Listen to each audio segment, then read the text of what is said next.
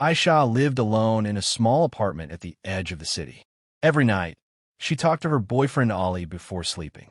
Their late-night calls were a routine that made her feel safe. One cold evening, however, something felt different. When Ali called, his voice sounded distant, slow, and strangely emotionless, as if echoing from far away. He told her he was outside her apartment and asked her to open the door. Confused, Aisha laughed nervously and reminded him that he was supposed to be in another city for work. Ali didn't respond normally. Instead, he repeated in a whisper, "Please open the door. I don't want to be alone." A chill ran down her spine. She walked toward the window and carefully pulled the curtain aside.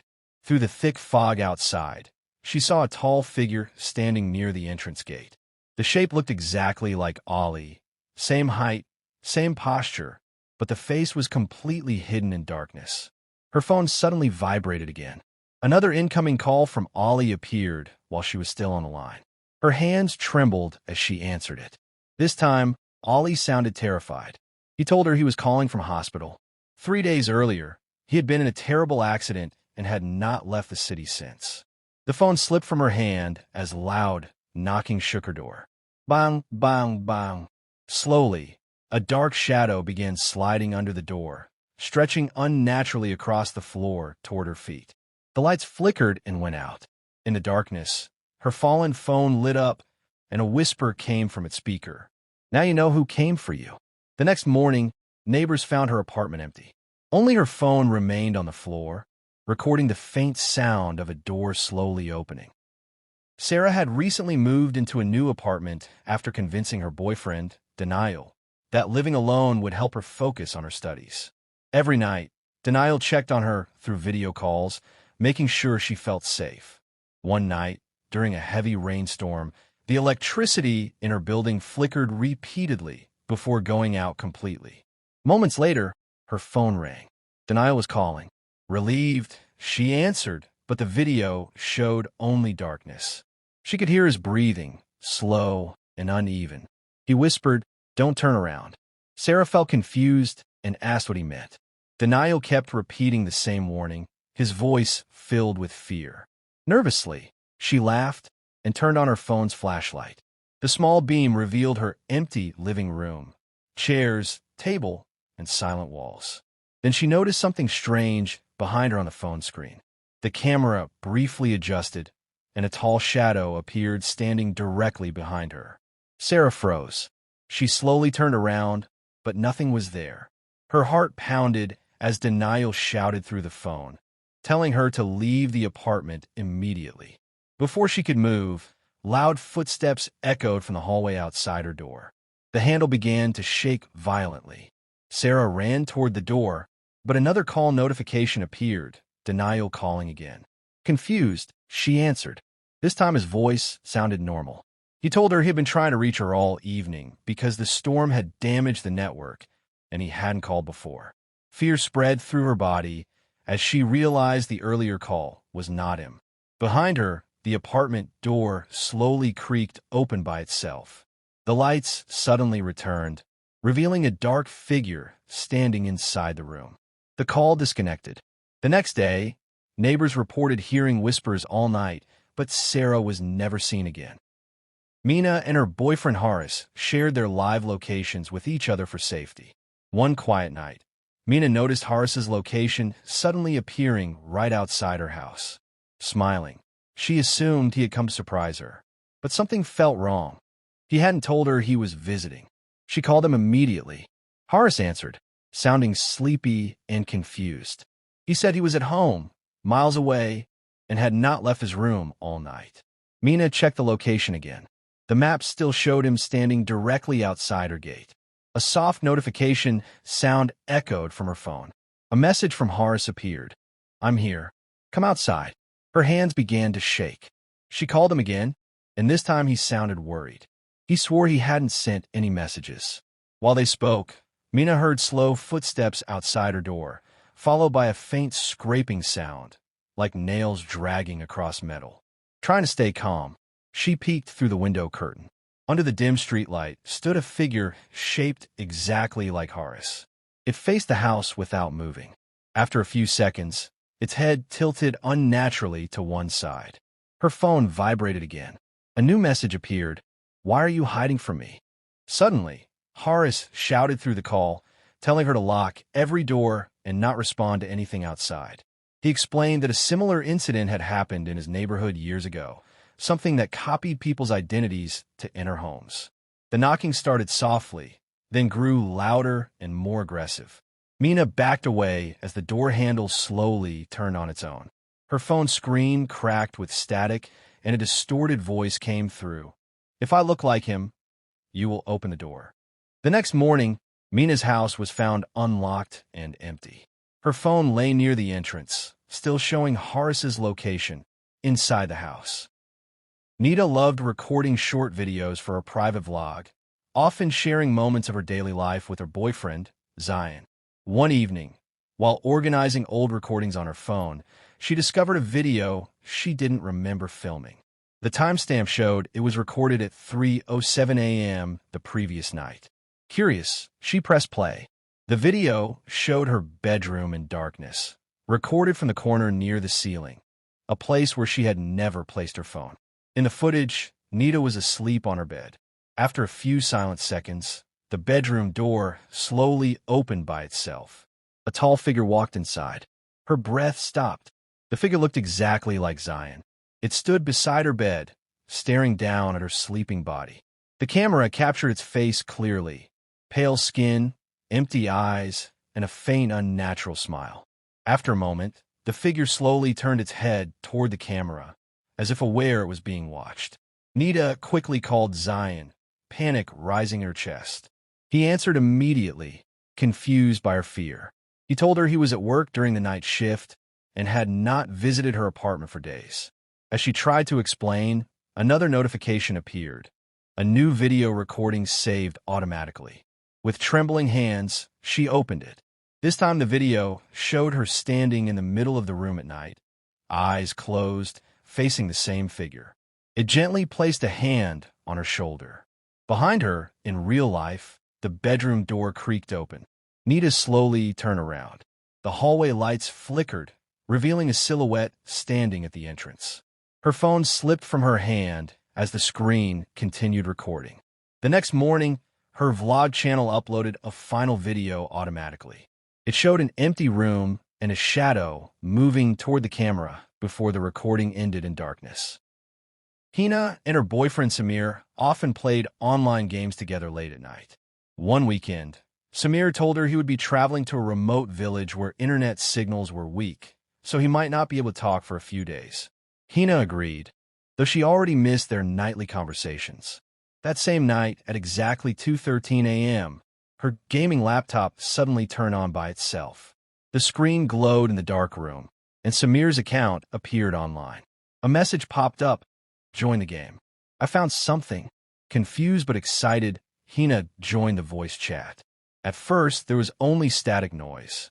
Then she heard Samir's voice, low, distorted, and delayed, as if coming from a broken speaker. He kept saying, "Don't leave the game. Stay with me." Inside the game, their characters spawned in a dark, unfamiliar map she had never seen before. The environment looked like a ruined version of her own apartment building. Doors were broken, lights flickered, and shadows moved independently. Hina laughed nervously, assuming Samir was playing a prank. Suddenly, his character stopped moving and slowly turned toward her avatar. The character's face glitched, stretching into something unnatural. Her real apartment lights flickered at the exact same moment. She removed her headset, but the voice continued, now echoing from her laptop speakers even though the call had disconnected. Footsteps sounded behind her in the room. Her phone rang. It was Samir. He sounded normal and worried. He explained he had no internet access since arriving at the village and had not logged into any game. Hina slowly looked back at the laptop screen. Her character stood alone, while Samir's avatar was now facing directly toward the camera. A text appeared on the screen. "If he isn't here, then who am I playing with?" The next day, her laptop was found running the game endlessly, but Hina had vanished without a trace. Ariba had been in a long-distance relationship with her boyfriend, Fahad, for almost a year.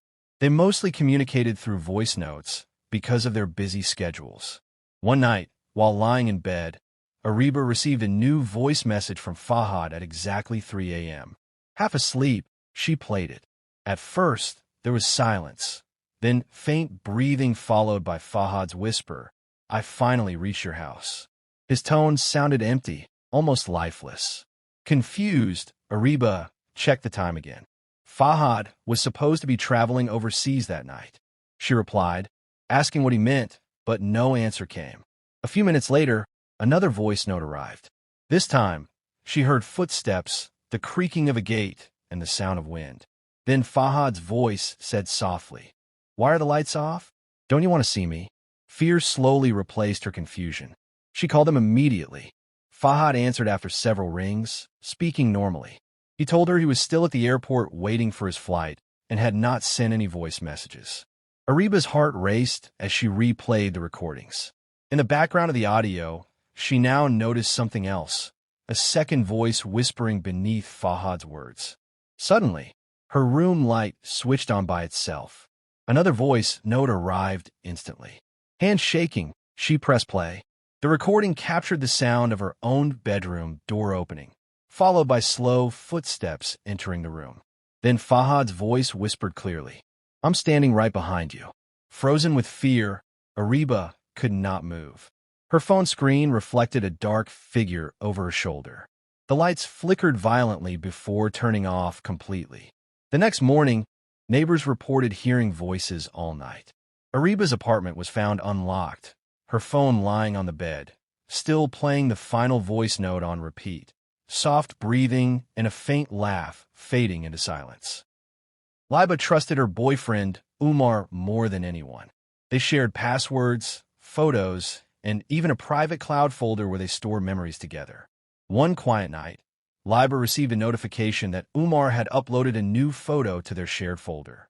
Smiling, she opened it, expecting a selfie. Instead, the image showed her own bedroom, taken from outside her window. The photo was dark and blurry, but she could clearly see herself sitting on the bed using her phone, the exact moment she was living right now. Her smile faded. She immediately called Umar.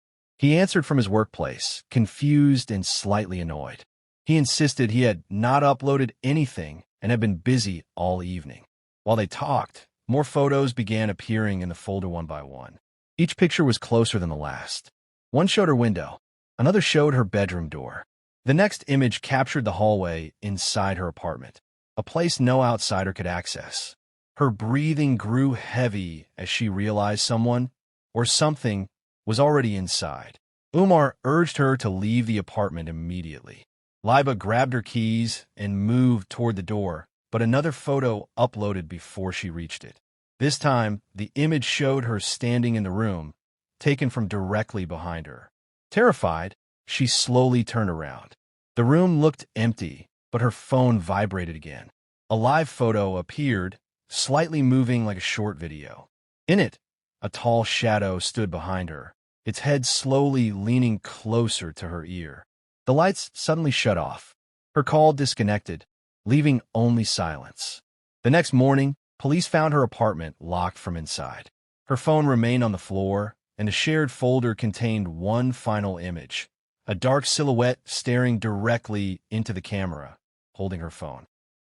Rida and her boyfriend Cameron had a habit of falling asleep together while staying on video call. It made the distance between them feel smaller. One night, after talking for hours, they both left the call running and drifted asleep. Around 3:18 a.m., Rida suddenly woke up. Her room felt unusually cold. The phone screen still showed the video call, but Cameron's side looked strange. His room lights were off, and he was sitting upright on his bed, staring directly into the camera. "Cameron," she whispered. He didn't respond. She assumed he was sleepwalking or joking, but then she noticed something disturbing. He wasn't blinking. His face remained completely still, expressionless. Her heart began racing. She called his name again, louder this time. Slowly, the figure on the screen smiled, but the smile looked unnatural, stretching too wide across his face. At that moment, a message notification appeared from Cameron. Confused, she opened it while still watching the call. The text read, "Why are you calling me at this hour? I'm asleep." Fear froze her body. She switched back to the video call. The figure was still there, now leaning closer toward the camera. The image glitched, and the background behind him no longer looked like his room. It was dark and endless. Suddenly, Rita heard movement inside her own room. A faint creak came from behind her bed. On the phone screen, the figure raised a finger to its lips, signaling silence. Her lights flickered violently before shutting off. The video call ended by itself. The next morning, Cameron arrived at her apartment after failing to reach her all night. The door was unlocked, the room empty, and her phone lay on the pillow, still showing a frozen frame of someone sitting beside her while she slept. Zoya loved late-night chats with her boyfriend, Asim. One stormy night, her phone rang repeatedly, displaying Asim's name. She answered, but the line was silent except for a faint whisper, "Don't be afraid, I'm here." Confused, she asked if he was joking. No reply came. The screen flickered, and she noticed a shadow moving in the corner of her room. She froze. The shape looked exactly like Asim. Same height, same posture, but the face was blurred and twisted. Her heart raced. Suddenly, another call came from Asim. Trembling, Zoya answered. This time, his real voice sounded terrified. "Zoya, I'm still in my office. Don't open the door." A soft knocking echoed from the apartment door. Zoya backed away, her phone slipping from her hands. The shadow in the corner advanced slowly, crawling toward her. The lights flickered violently, and she could barely breathe. Her phone vibrated with a new message from Asim. "I can't stop it. It looks like me, but it isn't me." Zoya tried to leave the room, but the door slammed shut by itself. The shadow moved closer, and she realized it was mimicking Asim's every gesture from their video calls, the eerie smile, the tilt of the head. Panicking, she grabbed the phone to call for help, but the screen displayed only static. From the darkness came a whisper, "You invited me in, now you belong to me." The next morning, neighbors found her apartment door wide open. Zoya was gone, leaving only her phone on the floor. The last video saved on it showed the shadow, standing in her bedroom, staring directly at the camera with the same smile Asim had, except the eyes were pitch black. Samra and her boyfriend Bilal were inseparable, even while living in different cities. They often spent nights on video calls, sharing stories and laughter. One rainy night, Bilal called unusually late. Samra answered, but the call was distorted, filled with static. Through the noise, she heard his voice, but it sounded wrong, hollow, distant, and slow. He whispered, "I'm right outside. Open the door." Confused and scared, Samra reminded him he was in another city, miles away. The voice continued, "I can't wait. I need you." Suddenly, her phone slipped from her hands as a knock echoed through her apartment door. It was slow, heavy, deliberate. Her heart raced. She tried calling Bilal, but the line was busy. Another notification appeared, a video call from him. Hesitant, she answered. The screen showed the hallway outside her apartment, empty and dark. Then, from the corner of the camera, a tall figure entered, moving with the same gait as Bilal, but its face shadowed and expressionless. It paused, staring straight at the camera. Samra screamed, dropping her phone. Lights flickered violently. When she looked up, the door slowly opened on its own. The figure stepped inside. She ran toward the balcony, but the window wouldn't budge. A whisper echoed from the phone lying on the floor. "Now you can see me. Finally." The next morning, neighbors noticed the apartment door was ajar. Samra was nowhere to be found. Her phone remained on the floor, still recording. The final video showed the tall figure standing near the bed, staring directly into the camera with hollow eyes, while faint footsteps echoed through the room. Footsteps that didn't belong to Samra or Bilal.